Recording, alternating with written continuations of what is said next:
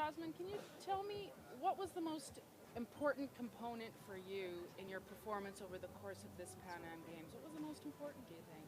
Well, I think between the different events on the track and on the road, it was just kind of keeping focus and maximizing recovery in between the events, and sort of just taking it one race at a time.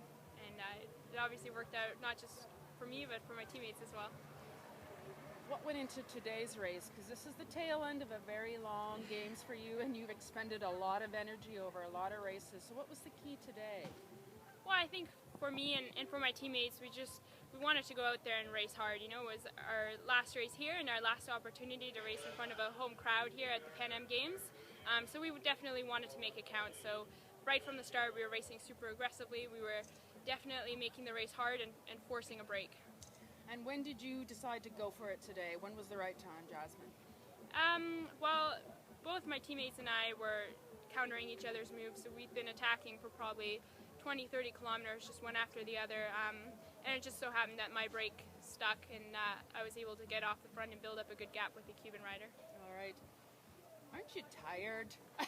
Yeah, I'm definitely exhausted, but this has been an amazing experience and a fantastic way to cap off an absolutely amazing 2 weeks here in Toronto. The cycling team as a whole, that's medals, I believe, 18 and 19 right now. We still have the men's road race to go, but what does it mean for the entire cycling team, do you think, just in terms of a year from now for Rio? Well, the bar was definitely set high here pretty much from day one with BMX and mountain biking, and I think, you know, all the athletes rose to that pressure. All the track cyclists won medals out on the track, really proving what having a facility and having that little extra support does for a program. And I think that's the kind of momentum we're going to build on in the next year going into Rio. Jasmin, how did you get into this sport in the first place? I started cycling probably 6 years ago now, and it was actually, I'd been sort of running recreationally before and just got injured, so it was a natural transition to a more low-impact sport. And fortunately for me, I was a little bit more talented at cycling than running, so I had some great opportunities, and yeah, made that commitment to go for it and see where it led me. So did you start cycling around about the time you got your Canadian citizenship then? No, I actually got my Canadian citizenship right before the last Pan Am Games, so that was my first international competition for Canada. So yeah, I sort of come full circle since. Now, was today, I'm going to try this, was today your first international individual gold medal?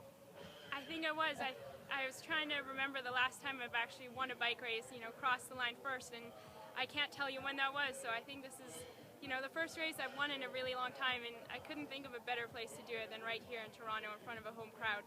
Well, Christy, I believe it was Christy, or it might have been Allison, talked about your big engine. So where do you get your big engine? Well, I think kind of endurance events definitely suit me a little bit more, so being out in a break definitely suited me. I think, you know, coming down to the line, it was really about who had a little bit more in the tank at the end, and that's definitely where my strength as an endurance rider kicked in. So, you're strong both in road and in track. Is there a decision going to be made at some point heading into Rio, what you may specialize in? Well, I think the priority is and has been for a little while now the women's team pursuit. You know, we've consistently finished on every World Cup and World Championship podium since London, so that's definitely our priority going into Rio, and I think we have, you know, a really good opportunity as a team to build on what we've done here with our gold medal and take that momentum going into Rio. And what sort of a launching pad has the Pan Am Games been for you in terms of your cycling career? What do you think is possible now that maybe wasn't before?